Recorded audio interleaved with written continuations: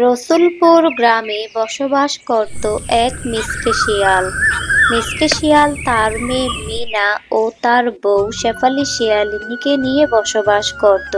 মিনার মা মারা যাবার পর মিসকে শিয়াল আবার বিয়ে করে। এই যে মহারানী, রান্নাটা হলো? আর একটু বাকি আছে মা, এক্ষুনি হয়ে যাবে। বাকি? এখনো বাকি? আমার মেয়ে সেই কখন থেকে খালি পেটে না খেয়ে বসে আছে। হ্যাঁ রে মিনা, তুই তাড়াতাড়ি ঘুম থেকে উঠতে পারিস না? প্রতিদিনই তো মা সেই তাড়াতাড়ি ঘুম থেকে উঠি, সেই ভোর 4টায় উঠে বাড়ির সকল কাজ করি। এত বড় সাহস আমার মুখের উপর কথা! তা বলি, সাপের 5 পা দেখেছিস নাকি? হ্যাঁ, একদম কথা বলবি না। খাবার নিয়ে তাড়াতাড়ি ঘরে আয়। শেফালি শিয়ালিনী হলো ছুটকির সৎ মা। ছুটকির মা মারা যাবার পর মিসকে শিয়াল শেফালি শিয়ালিনীকে বিয়ে করে আনে। কিন্তু বেশ কিছুদিন আগে মিসকে শিয়ালও মারা যায়। মিনাকে তার সৎ মায়ের অত্যাচার সহ্য করে দিন কাটাতে হতো।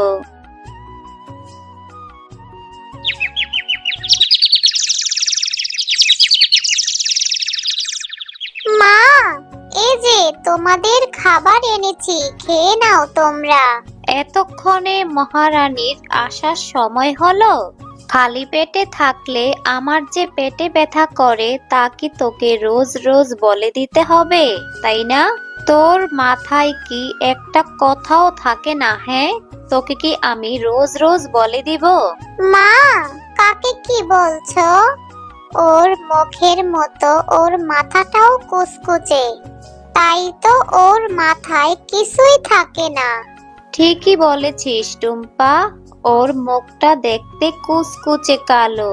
কি বিশ্রী দেখতে বাবা, ইয়াক থু, একদম ভালো লাগে না।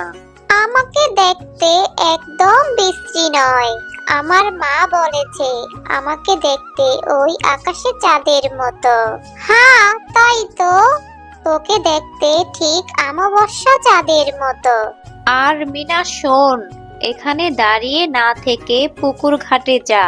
পুকুর ঘাট থেকে কিছু বাসন মেজে পরিষ্কার করে নিয়ে আয়।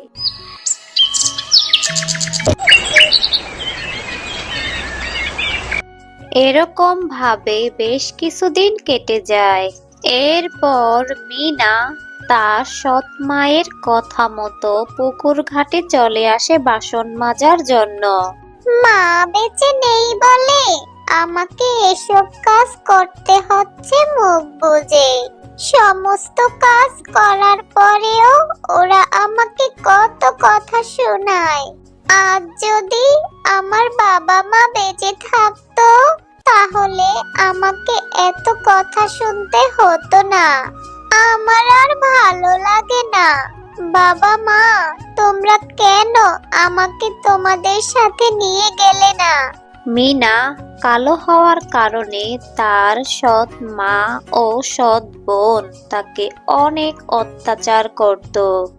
আর মিনা মুখ বুজে সবকিছু সহ্য করে নিত। এই মিনাকে নিয়ে হয়েছে আমার যত জ্বালা। সম্পর্কে তো ও আমার বড় মেয়ে। প্রতিবেশীরা শুধু আমাকে বলে আমি নাকি ওর ওপর অত্যাচার করি। তা অত্যাচার করব না তো কি করব?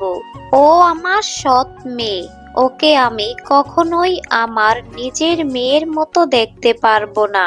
সুযোগ পেলেই ওকে আমি বাড়ি থেকে বের করে দিব।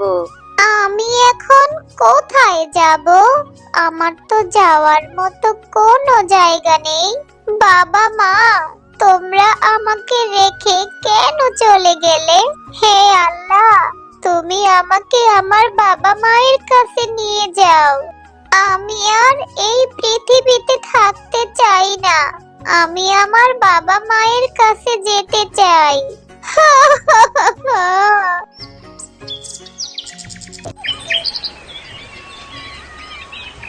এরকম ভাবে বেশ কিছুদিন কেটে যায়।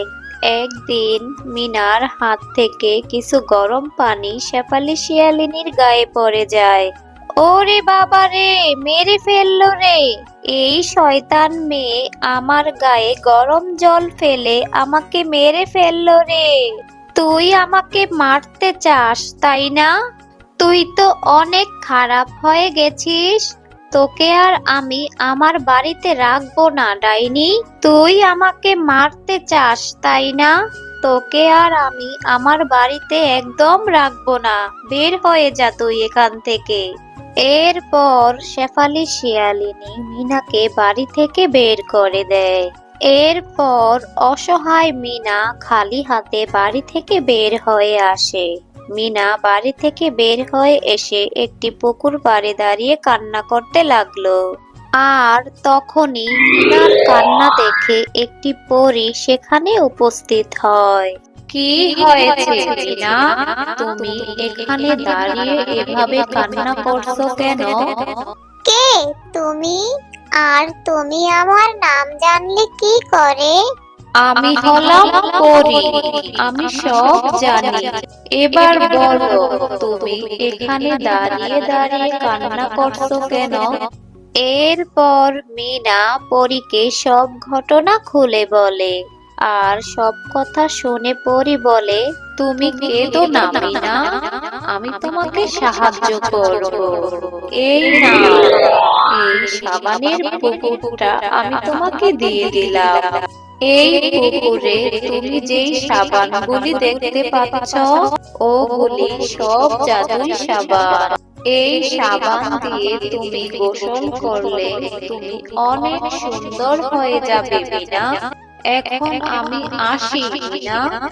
এরপর জাদুই পরী সেখান থেকে চলে যায়।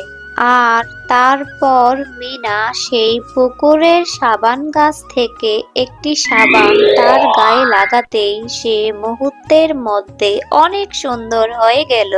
হ্যালো বন্ধুরা, আমাদের গল্প যদি তোমাদের ভালো লাগে তাহলে ভিডিওতে লাইক দিয়ে চ্যানেলটাকে সাবস্ক্রাইব করে দাও। ধন্যবাদ।